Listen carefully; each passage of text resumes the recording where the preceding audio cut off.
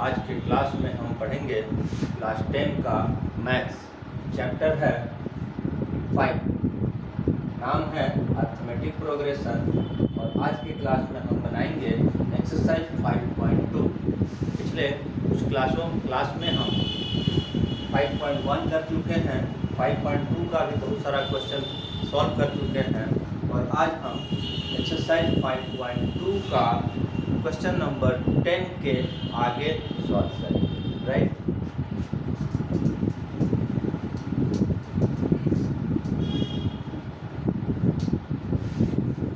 तो एक्सरसाइज 5.2 में हमारे पास सिर्फ फॉर्मूला है, ठीक है। क्वेश्चन अलग अलग तरह का पूछा जा रहा है, ठीक है। तो इसमें जैसा कि क्वेश्चन नंबर 10 में हमारे पास है 17th term exceeds 10th term by 7, then find the common difference, right. तो इसमें हमारे पास जैसे बोला कि 17th टर्म क्या है, 10th टर्म से 7 ज़्यादा है। इसमें फॉर्मूले का इस्तेमाल होगा और क्वेश्चन का मतलब को समझना होगा कि वो क्या बोल रहा है।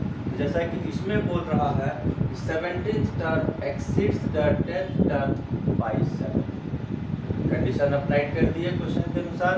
अब यहाँ पर हम 17th टर्म के लिए फॉर्मूला लगा देंगे, यहाँ 10th टर्म के लिए फॉर्मूला लगा देंगे, सॉल्व करेंगे।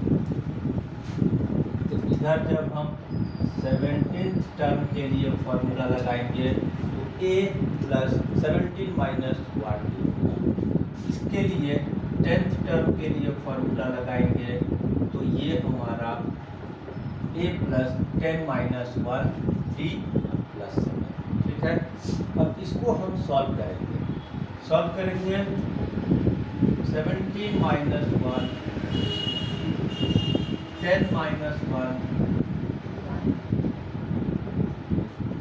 सारे वेरिएबल्स को लेफ्ट लेकर आएंगे।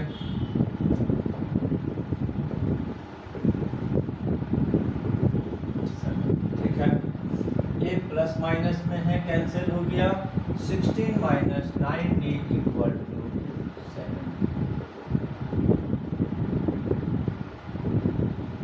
आ गया, ठीक है। इसी तरह से कोई भी अगर सिचुएशन दिया हुआ है उस सिचुएशन को हमको इक्वेशन के रूप में अप्लाई करना है और उसको हमको सॉल्व करना है। तो अभी हम अगर क्वेश्चन नंबर 11 में देखते हैं तो इसी से रिलेटेड कुछ क्वेश्चन है ये भी कि एक ए बी यहाँ पर दे दिया है 3, 50, 27 एंड 39। इसमें पूछ रहा है कि which term is 132 more then 54th term, right.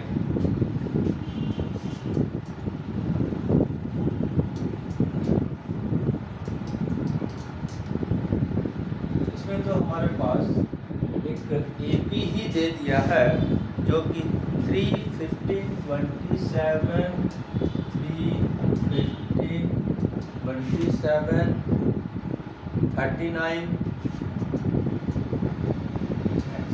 ठीक है। तो ए बी दे दिया है और इसमें पूछ रहा है कि कौन सा टर्म 54th टर्म से 132 ज़्यादा है। सबसे पहले हम इसमें क्या करेंगे, ये जो कि हमारे पास 3 है, d निकाल देंगे जो कि 15 माइनस 3 इक्वल टू। अब हम इसमें लगा देंगे लेट nth टर्म भी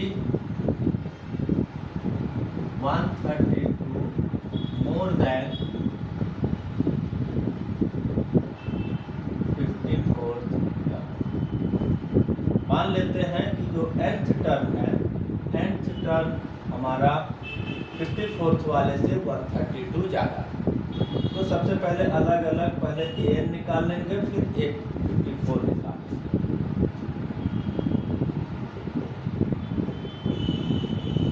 ठीक है।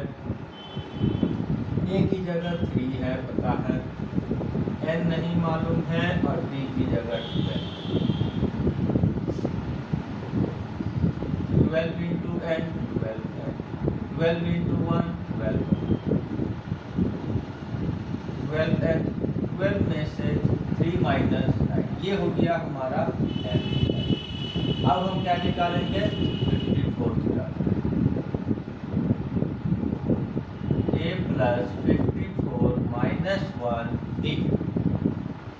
अब ये 54 कितना आ जाएगा हमारे पास, a की वैल्यू 3, d की वैल्यू 54, ये ठीक है, d की वैल्यू 12, राइट। आगे सॉल्व करेंगे 3, ये हो जाएगा हमारा 53 इंटू 12, राइट। 3 इसको मल्टीप्लाई कर देंगे, 12 3 जा 36, 12 5 जा 60, 63 प्लस कर देंगे तो हो गया 639, राइट। अब हमारे पास हमने बोला ए 9 को निकाल दिए, nth टर्म को निकाल दिए, 54 टर्म को निकाल दिए। अब इसके बाद हम इसका जो कंडीशन है उसको लगा देंगे। कंडीशन हमारे पास क्या है, nth term be 132 more than 154 term. तो अकॉर्डिंग टू क्वेश्चन कंडीशन को अप्लाई करेंगे, क्या है an equal to a4, nth term है वो 54 वाले से 132 ज़्यादा है, एक्सीड है, तो ये हम लगा। अब यहाँ पर हम जो वैल्यू निकाले हैं उसको लगाएंगे। an का वैल्यू 12n माइनस 9 लाए हैं, a54 639, ये 1, ठीक।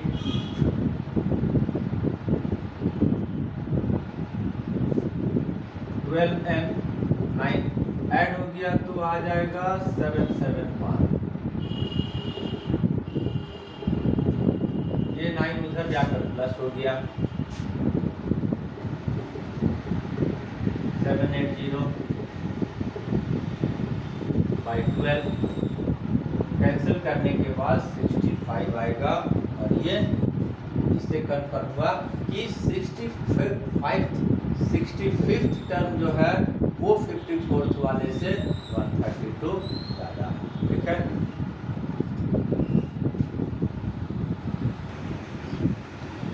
इसके बाद हम इसका next question, question number 12। Question number 12 में हमारे पास दिया हुआ है 2 AP have same common difference and difference between 100th term is 100, then find the difference between 1000th term। Question का क्या मतलब आया, क्वेश्चन का मतलब ये आया इसमें कि 2 AP है हमारे पास और दोनों AP का कॉमन डिफरेंस सेम है, ठीक है। दोनों AP का कॉमन डिफरेंस सेम है। अब 100 टर्म के बीच का डिफरेंस अगर 100 है तो 1000 हजारवें टर्म का डिफरेंस निकालना है। इसको हम सॉल्व करेंगे इस तरह से, let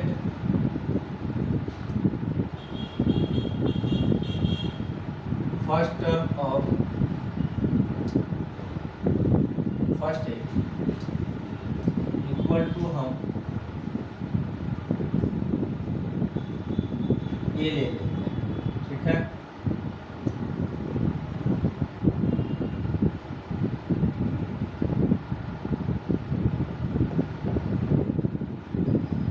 first term of second AP इसको हम कैपिटल P दे देते हैं। कॉमन डिफरेंस क्वेश्चन में बोला जा रहा है कि दोनों का सेम है।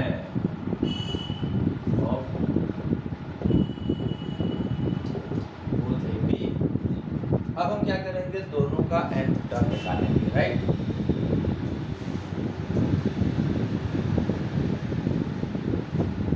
nth term of first AP क्या आ जाएगा, a plus n minus 1 formula होता है, तो इसको हम फर्स्ट टर्म को कैपिटल A लिए हैं n माइनस 1,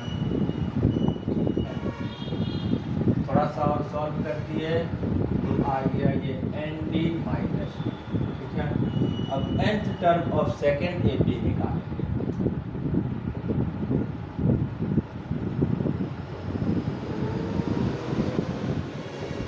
इसके लिए क्या फॉर्मूला होगा?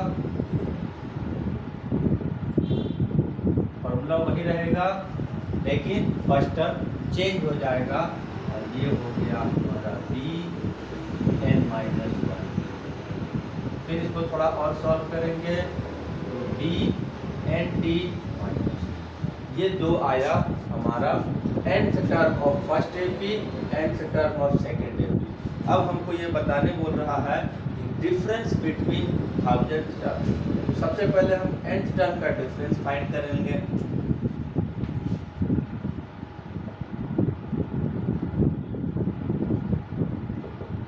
डिफरेंस बिटवीन nth टर्म, ये दोनों को माइनस कर देंगे। a plus ND minus D minus D plus ND minus D। अब जब ब्रैकेट्स को हटाएंगे सेकेंड वाले का साइन चेंज हो जाएगा।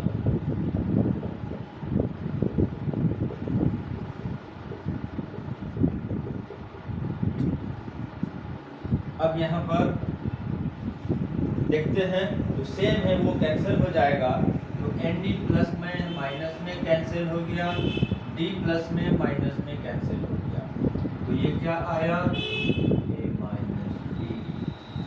तो अगर हम nth टर्म का डिफरेंस निकाले हैं और लास्ट में जो रिजल्ट आया है वो A माइनस B, और A और माइनस A और B हमारे पास क्या है?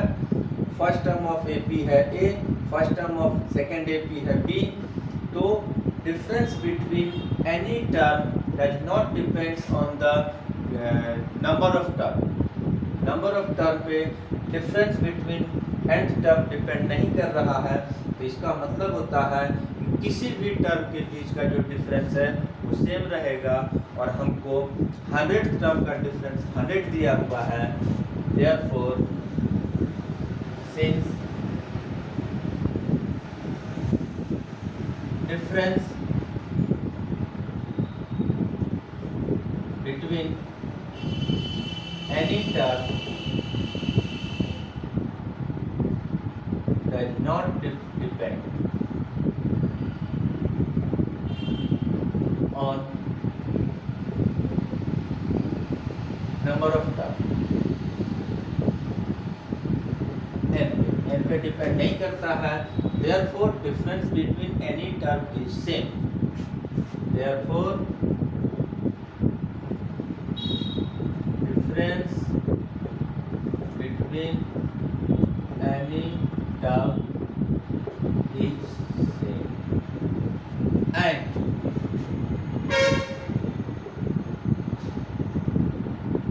difference between 100 टर्म सेम, किसी भी टर्म के बीच का डिफरेंस सेम, और difference between 100 term is 100, therefore 1000 term के बीच का डिफरेंस भी कितना हो जाएगा? 100 हो जाएगा। Difference between 1000 term is also equal to 100, right. तो ये इस तरह से हमारा क्वेश्चन नंबर 12 सॉल्व हो गया, राइट।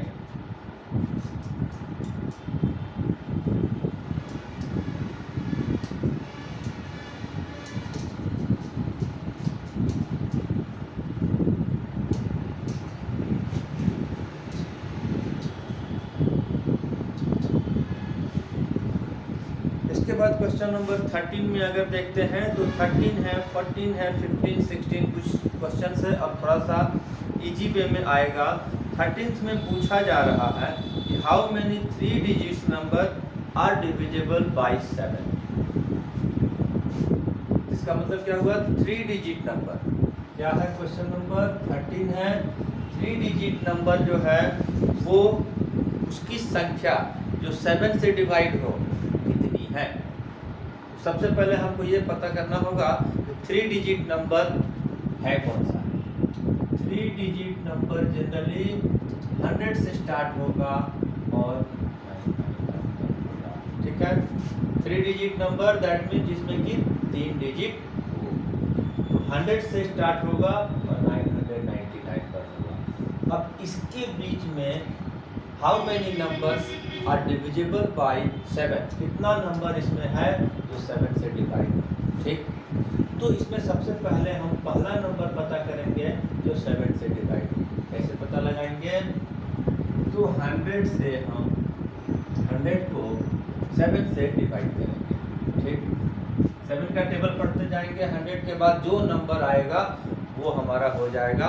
लेकिन अगर कभी बड़ा नंबर रहेगा तो ये डिवाइड करके पता कर सकते हैं। 7 1 जा 7 बच गया 3 0, 7 4 जा 28। अभी यहाँ रिमाइंडर बच गया 2। 7 से डिवाइड करना है, परफेक्टली डिवाइड करना है और 3 डिजिट में होना चाहिए।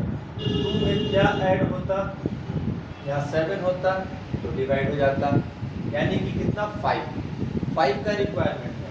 तो 100 में अगर हम 5 जोड़ देंगे तो ये हमारा पहला नंबर होगा 3 डिजिट का जो 7 से डिवाइड होगा। ठीक है, इसके बाद तो हम 7 ऐड करेंगे और ये AP फॉर्म हो गया। ठीक है, अब लेकिन हमको लास्ट टर्म कौन सा होगा जो 7 से डिवाइड होगा उसको भी हम डिवाइड करके पता करेंगे। 7 से डिवाइड किए, 7 1 जा 7, 2 9, 7 4 जा 28, 1 9, 7 2 जा 40, 5। अब यहाँ पर 5 यहाँ पर बढ़ाएंगे नहीं, क्योंकि बढ़ाएंगे जैसे इसमें बढ़ाए थे, बढ़ाएंगे तो ये 4 डिजिट में चला जाएगा, तो हमको इसको नीचे लाना होगा। तो 5 रिमाइंडर बच रहा है, यहाँ से 5 अगर हम सब्ट्रैक्ट कर देंगे तो ये नंबर 7 से डिविजिबल हो जाएगा। और 7 माइनस करेंगे, यहाँ पर 5 माइनस करेंगे तो 994 आएगा। अब ये AP फॉर्म हो गया, ये AN हो गया और A और D निकल जाएगा और यहाँ से N जो निकालेंगे वही होगा 7 से डिविजिबल नंबर इसके बीच में कितना है। तो ये हमारा 105। D तो ऑफ कोर्स 7 होगा, माइनस करके दिखा भी दिए। ये हमारा AN है 994। अब यहाँ पर आएगा AN N-1, इसकी वैल्यू 994, A की वैल्यू 105, N हमको निकालना है T। अब यहाँ जब सॉल्व करेंगे तो N निकलेगा और यही नंबर है जो 7 से डिवाइड होगा। 105, 7 इंटू N 7N, 7 1 जा 7। 105 से 7 माइनस हो गया 98, 7N इधर 994 उधर माइनस हो के आ जाएगा 896। दोनों साइड माइनस कैंसिल हो जाएगा। ठीक है, डिवाइड कर देंगे 7 1 जा 7, 7 2 जा 40, 7 तो 128 नंबर 3 डिजिट का होगा जो 7 से डिवाइड हो जाएगा। कुछ हद तक इसी की तरह इसके बाद का क्वेश्चन है जो इसमें डिविजिबल बोल रहा था, वहाँ थोड़ा सा चेंज किया हुआ है, मल्टीपल करके दिया हुआ है, लेकिन फिर मीनिंग वही आ जाता है। क्या है? How many multiples of 4 lie between 10 and 25। 250, 10 और 250 के बीच में कितना नंबर है जो 4 का मल्टीपल है। तो मल्टीपल हो या डिविजिबिलिटी हो सेम हो जाता है। ठीक है, तो सेम प्रोसेस से हम इसको बनाएंगे।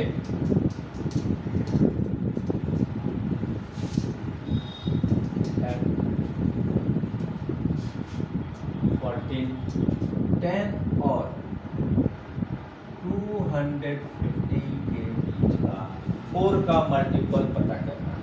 तो यहाँ तो छोटा नंबर है, टेबल पढ़ेंगे। 4 1 जा 4, 4 2 जा 8, 4 3 जा 12। 12 जो आया वो 4 के मल्टीपल में है पहला,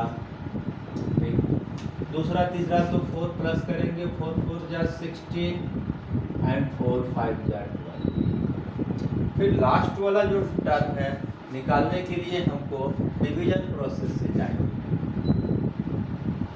राइट। 4 6 जा 24, 4 2 जा 8। अब 2 रिमाइंडर बचा हुआ है, 2 अगर हम यहाँ से सब्ट्रैक्ट कर देंगे तो वही जो नंबर होगा वो 4 का मल्टीपल में होगा, ठीक है। अब यहाँ से फिर हम n निकाल देंगे। कैसे निकालेंगे? ये यहाँ पर हमारा हो गया 12, d हमारा हो गया 16 माइनस 12 4, और an हो गया हमारा 48। an का फॉर्मूला लगाएंगे, n को निकाल देंगे। a plus n minus 1d, an 248, 12, n नहीं पता है, निकालना है। फॉर्मूला यूज किए, सॉल्व कर देंगे। 12, 4 इंटू n 4n, 248, 12 से 4 माइनस 2 8, 4n को लेफ्ट में लेकर आएंगे, माइनस हो गया। 248 राइट ले गए, माइनस हो गया, दोनों cancel.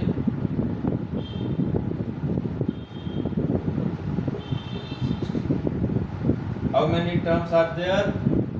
260 terms are there in 2, 10 to 250, which is multiple of 4, ठीक है।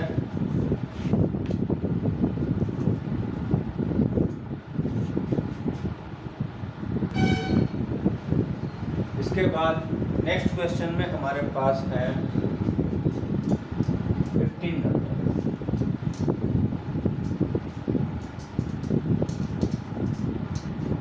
15 नंबर क्वेश्चन है हमारे पास, for what value of n are the nth term of AP are same. यहाँ पर भी हमारे पास 2 AP दिया हुआ है, 2 AP में से दोनों के AP का कौन सा टर्म सेम है इसको पता करना है। सबसे पहले हम थोड़ा सा AP को लिख देते हैं तो उससे ज़्यादा क्लियर समझ में आएगा। First AP 63, 65, 67। First AP 63, 65, 67, right. Second AP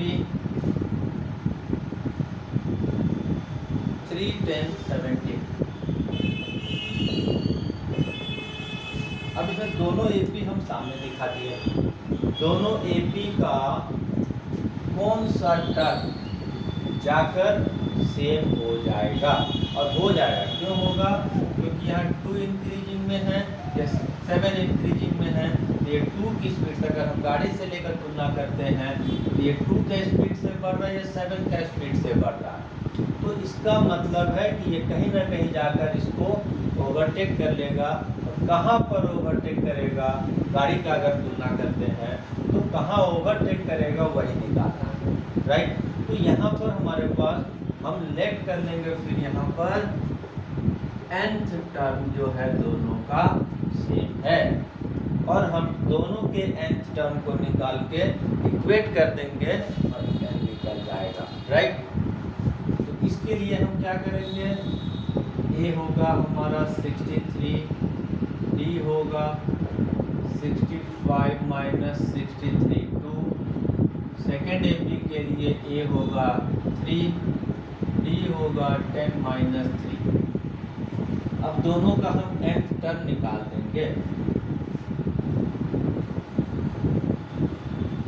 nth term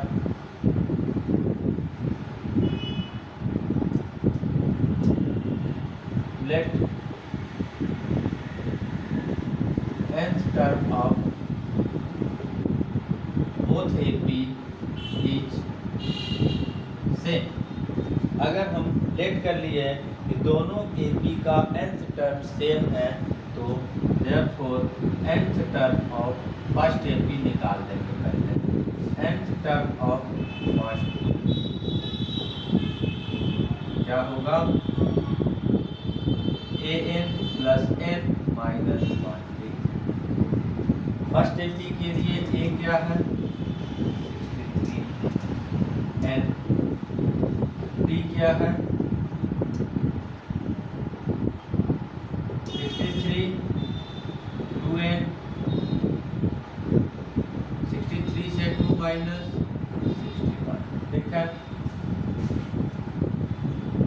nth term of second AP निकाल देंगे। ऑफ सेकेंड AP ये कितना हो जाएगा, फॉर्मूला तो an का वही रहेगा और सेकेंड AP के लिए a की वैल्यू हमारे पास 3, n तो n है और d की वैल्यू यहाँ पर 7। ठीक है, इसको सॉल्व करेंगे 7 into n 7n 7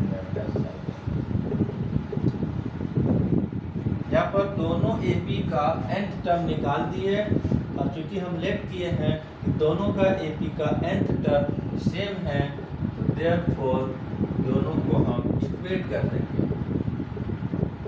2n plus 61 7n minus, right. अब इसमें से हम n को सॉल्व कर देंगे।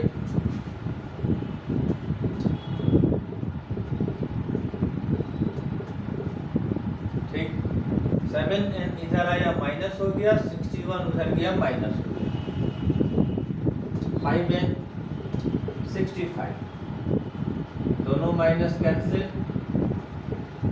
65 बाई 5 डिवाइड होकर